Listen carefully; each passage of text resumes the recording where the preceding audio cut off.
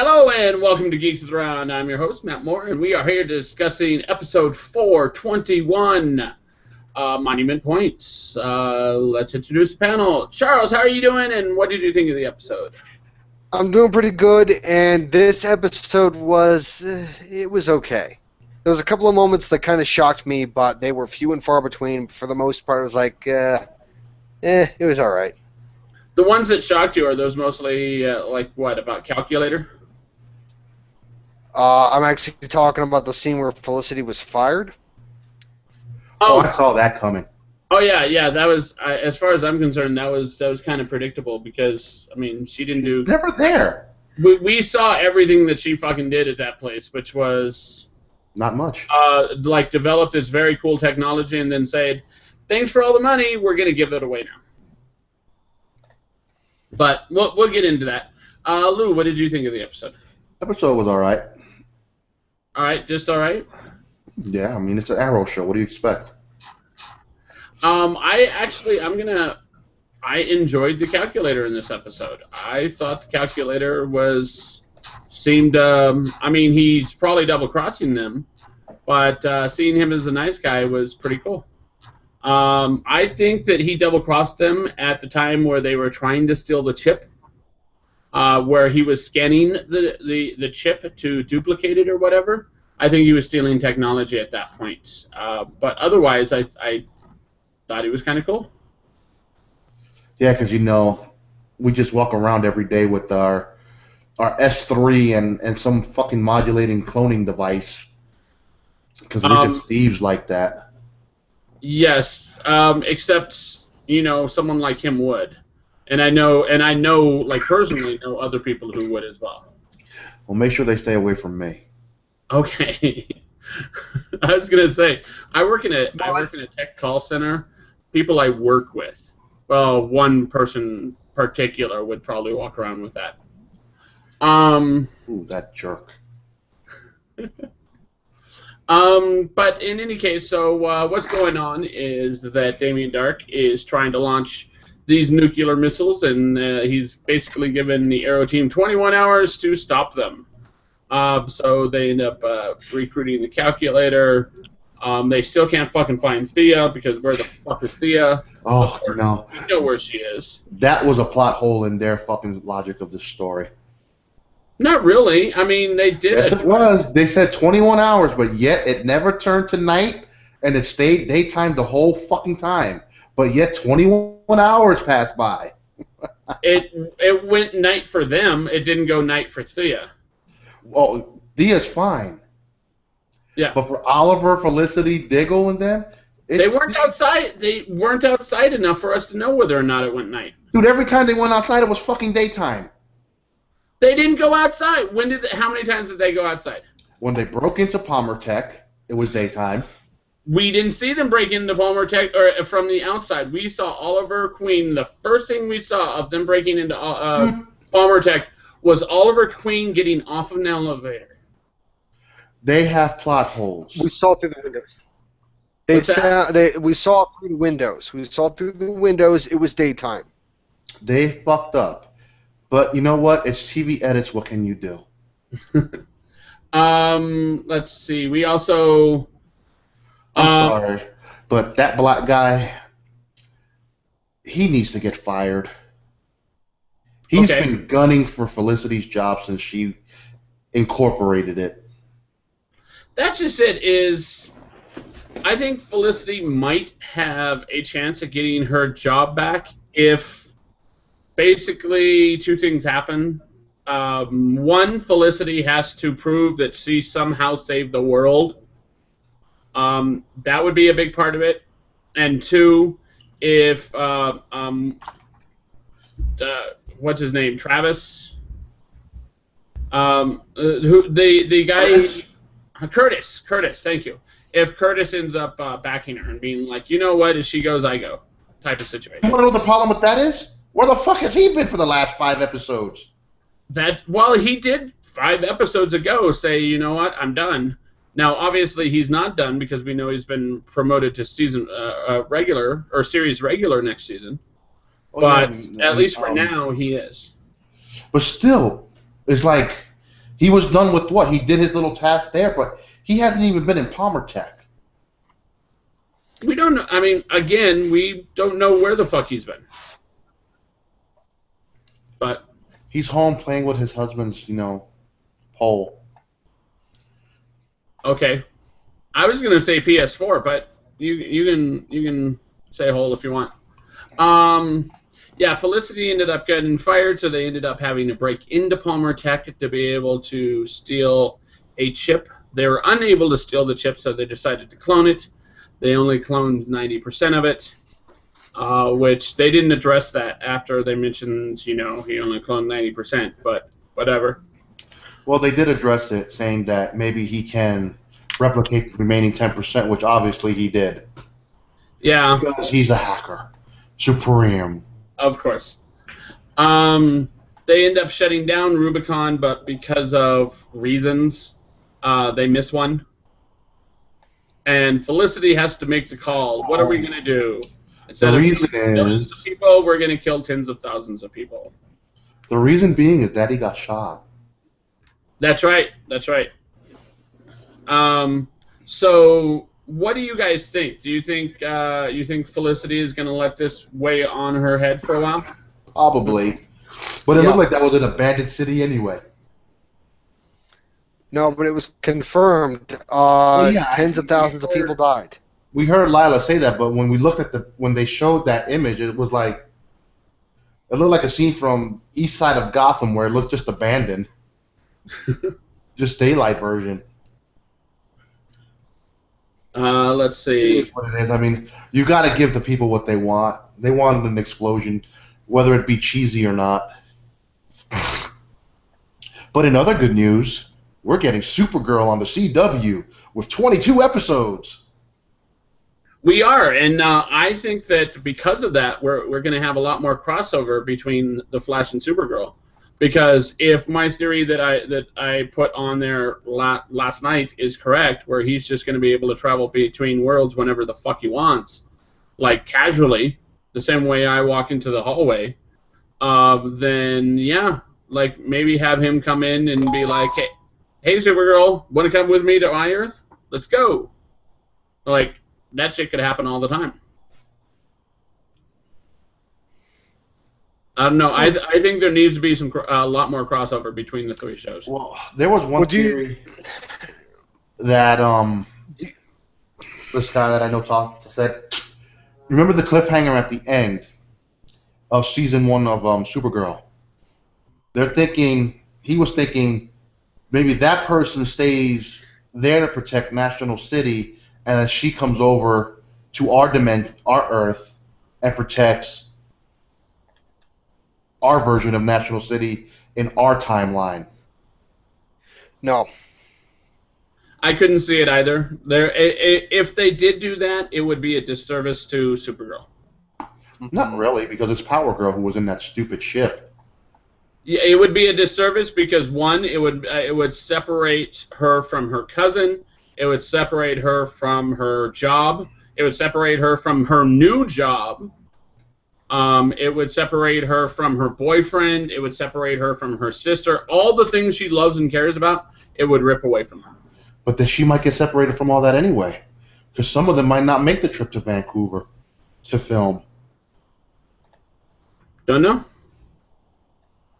Let's see.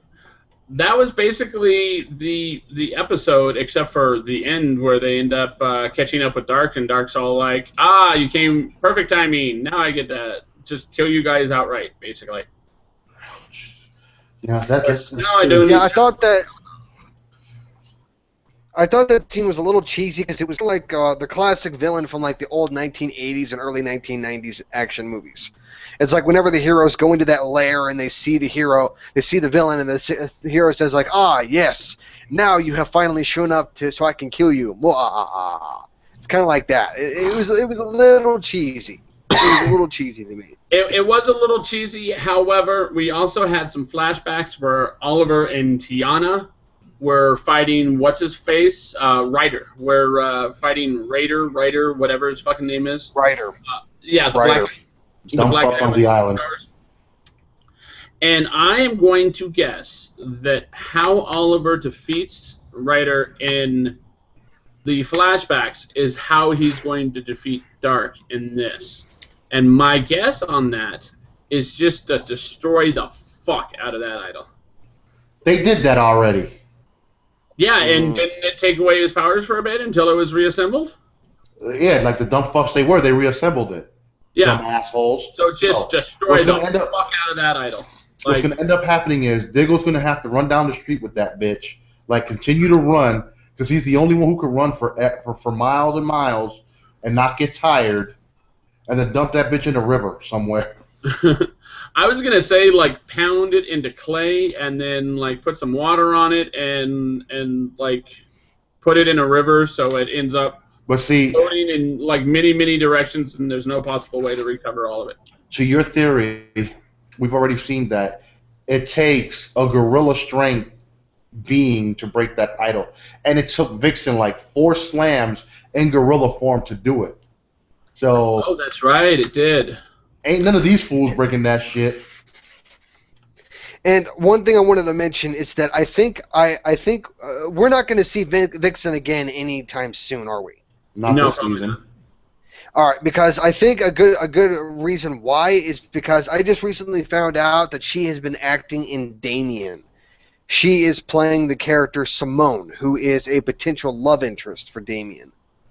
So what? She also has her CW show on their digital side of Vixen, which should have been filmed already. Yeah, but Vixen is animated.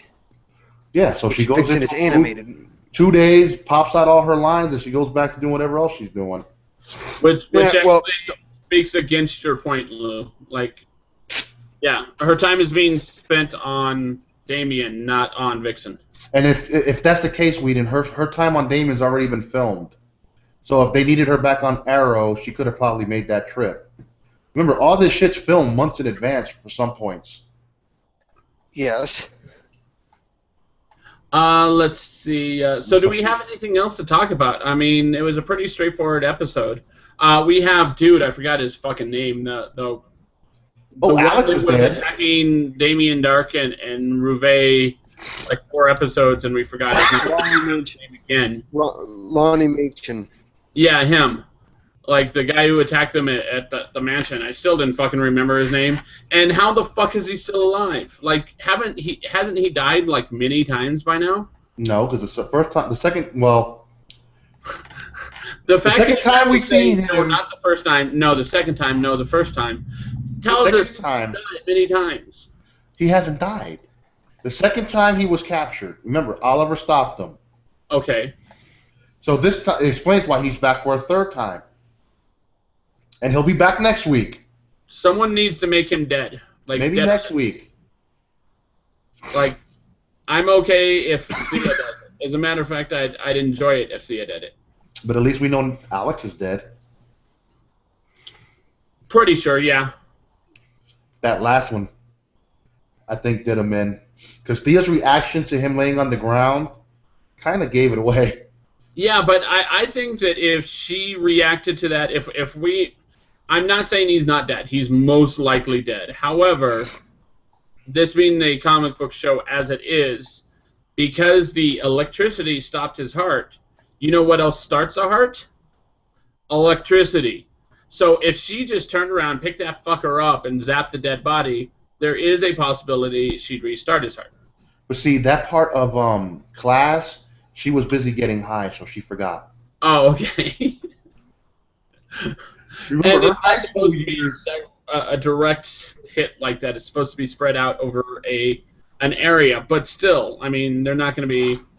They're not going to. Remember, her time in high school, she spent a lot of time skipping in parties. Yes, as did her brother. But at least her brother has common sense. She don't. But not at the time, he didn't. Well, no, back then he didn't, but now he does. Yeah. But that took 5 years of Leanne Yu. Yes, it did. Well, about a year and a half of Leanne Yu, and then 3.5 years of traveling around and pretending he was on Leanne Yu. Yeah, because, they sold that so well. All right, so, yeah, Dark is getting more powerful because, of course, he's drawing strength off of everyone's death. Luckily, he's not getting the power from tens of millions of people. He's only getting the power from tens of thousands, which I guess is a good thing. That makes him 1,000 times less powerful, but still very, very powerful. Shit. Well, I think, God damn it, I'm sorry for making a Star Trek reference, but in this particular, the needs of the many outweigh the needs of the few kind of thing, where pretty much 10,000 people versus a couple million people. I mean, I would assume that the U.S. government would consider that acceptable losses. I would have. Yes, yeah. But that's still not going to be how everybody takes it. Well, I mean... Oh, no. Well, especially Felicity. Of course not. Felicity is going to probably be devastated for quite a long time. I think that in next season, we're going to have Felicity and Oliver still not together, not because of the fact that Felicity's mad at Oliver, but I'm going to see her. I think she's going to be in a deep fucking depression for like the entire season. Oh well, don't care. Do you think that she's going to? Do you think that she's going to maybe become an alcoholic or start taking drugs, that kind of thing? If she's taking drugs, it would be some sort of prescription painkiller. I can't imagine it being anything else. Probably. And it won't be alcohol. It just won't. What if she what if maybe not become an addict or anything? All right, think of this as my wild speculation. It's not for this season, but next season. Let's say that she does go through a depression over the guilt that she feels for basically being responsible for the deaths of all those people. That potentially she goes on antidepressants and maybe she overdoses on her prescription drugs and she ends up having some health issues, ends up getting hospitalized a few times. And there might be a couple of run-ins with death where she ends up, like, I don't know, seizing or going completely unconscious, maybe going into a coma, something like that. Here is my instinctual answer, and then I'll follow up with what is probably true. My instinctual answer is, I really hope not. That's way too dramatic. The writers aren't that bad. The real answer is, oh shit, yes they are. They would fucking do that. They would do that to us because those writers are a bunch of fuckheads. Well, here's the good news. Maybe Greg Berlanti smartens up and he takes Kevin Smith on his offer. Okay. He lets Kevin Smith write a few episodes to help write the ship. And he gives him some ideas. If I'm correct, didn't he resurrect the Green Arrow comic book line? Yes, he did. So maybe if they let him do it for a little while, he could bring some life back to this fucking show. And that would actually be really good because the comic in which he brought the Green Arrow back to life in the comics, literally brought him back to life because he was dead at the time, was known as Quiver. And Quiver, of course, is referring to the vessel in which you put the arrows. But in the comic, Quiver was referencing Ollie himself, is because of the fact that he was basically an empty vessel that someone filled with Oliver Queen's soul, and you can do that again. He can do a similar story, except instead of having it be Ollie, have it be Felicity. Like, basically, these people are trying to fill Felicity with this hope and this reason that, you know what? Yes, you killed tens of thousands of people, but you saved millions. I don't know. I could see it being this very, very deep storyline if Kevin Smith were involved. And I would watch the hell out of that. Again, we'll see. And another news from the show of Arrow, Colton Hayes has revealed that he will be back for multiple episodes next season. Cool. I'm okay with that. I'm not his biggest fan. I don't want to see him on there every single fucking episode. But at the same time, like having him show his face every once in a while, that's pretty cool. I agree with that. You know, I think Thea's working her way out little by little. You do? Yeah, I mean, honestly, we got rid of Laurel, which we don't need a big superhero team. It's just overdrains and it's overwhelming on the screen. Have a few. Honestly, I don't even care for Diggle anymore. Because Diggle's just useless. You know what I'd like to see is I'd like to see some crossover between. The Flash has kept itself. It's only still on its second season, but it's done really well at revitalizing itself by making it to where it can get characters literally from anywhere. If you can think of a single DC character that has ever existed, the Flash has an excuse to bring it in and use it as a bad guy or use it as a new ally. I think that they need to do something like that with Arrow. Let's say Thea decides to, fuck this, I no longer have to kill, so I'm not going to. I just saved Alex's life, I'm going to go retire into the Barbados. I'm going to go to Barbados. And it's like, all right, sure, whatever. And then we find out in Earth 2, Oliver Queen, who was dead in Earth 2, had a son before he died. And that one was being trained by Oliver's father, who was Green Arrow in Earth 2, to be an archer, basically to be Speedy. And he ends up coming to Earth 1, and he becomes part of the team. If they start recycling in characters from other dimensions, other storylines, and put them into Arrow, I think that could really pick up the show itself. Like, I feel the team worked best when it was just Oliver by himself. Maybe one or two people helping him from time to time. This 4 people shooting up is overkill.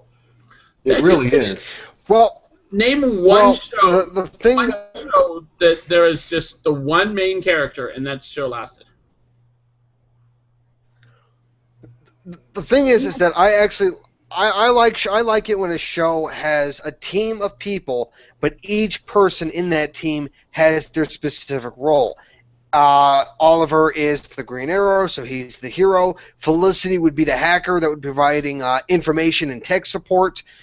Somebody who would be like a medical doctor, something like a Dr. Emil Hamilton, where they'd always be on call to patch the vigilante up whenever he's seriously injured. Something like that. Everybody would have their specific role. But then with having a bloated like whole cast, like with our hero team, with Green Arrow, Black Canary, Speedy, Spartan, all that, it does tend to be a bit bloated. But like I said, there's nothing wrong with having maybe one or two additional teammates, but pretty much everybody has to have their own specific role.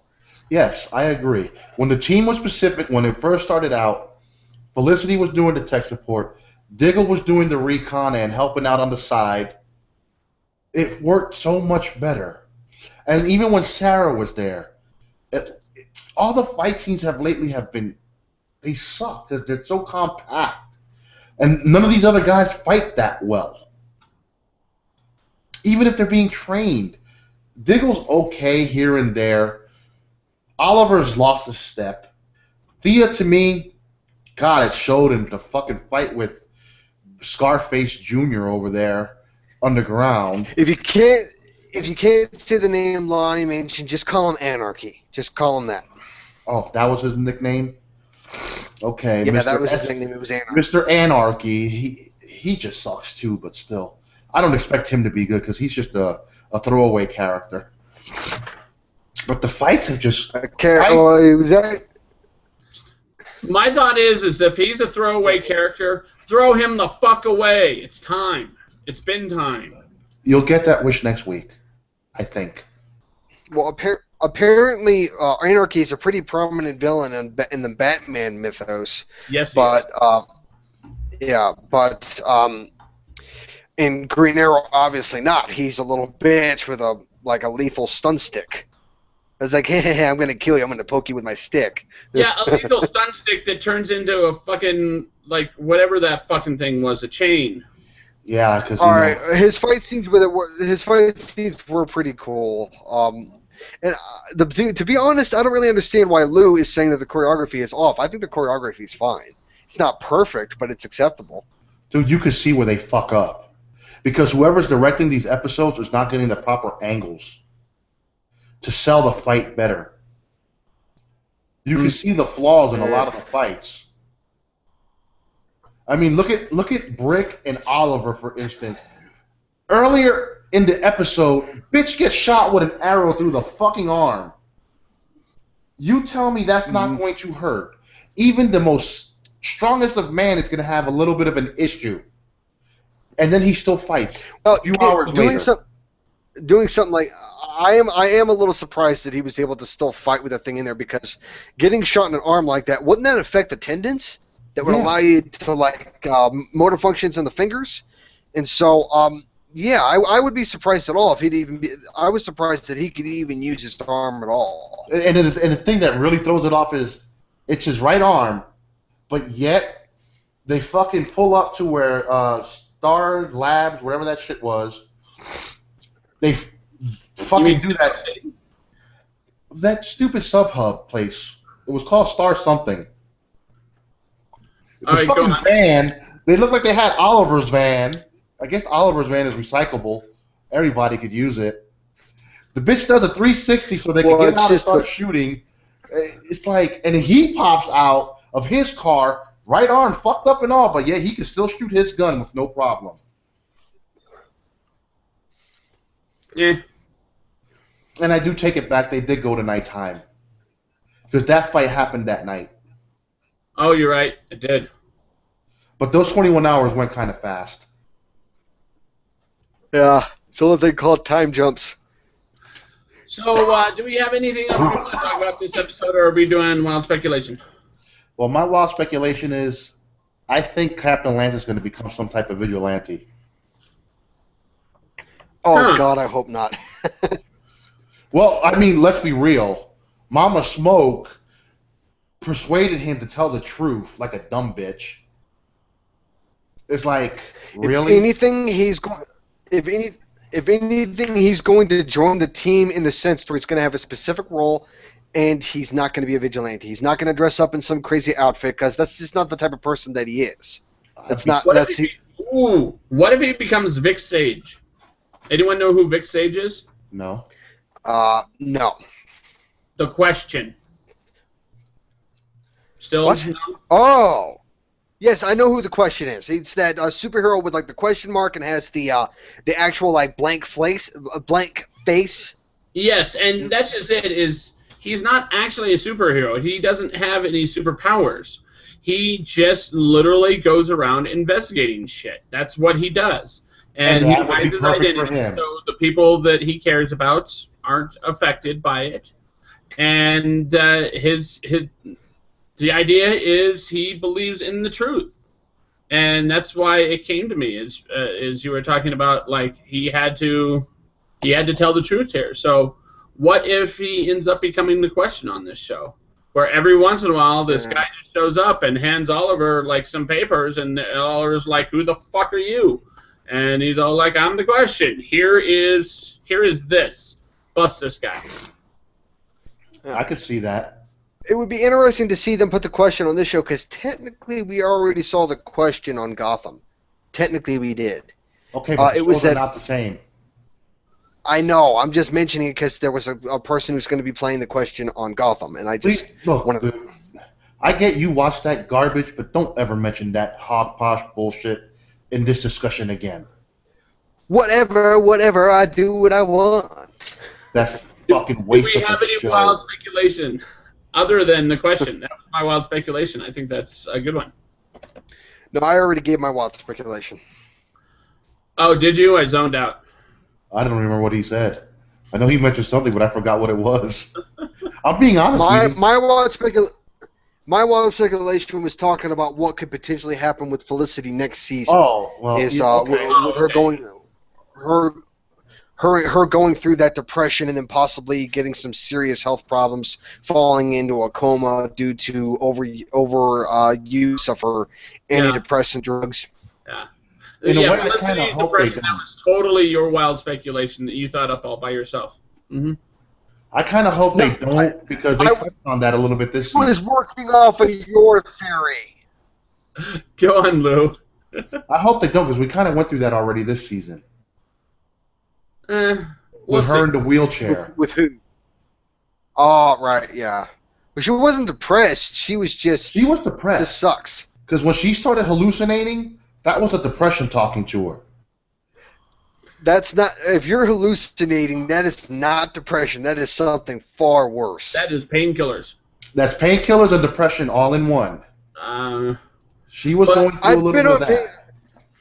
I've been on a generic of Vicodin, and I've never hallucinated. Never. You're hallucinating now, Charles. The hangout hasn't started yet. Well, it's like that fucking episode of Fresh Prince of Bel-Air where they start doing the thing with their hands going like, this is just a dream. All right, so in that case, I'm going to wrap things up. I want to thank everyone for watching. Check us out at geeksaround.com or youtube.com/geeksaround. Also, give us a call at 801-609-4687. That's 801-609-GOTR. Check us out, Twitter, Facebook, Google+, especially Google+. And we'll see you on the flip side. Bye.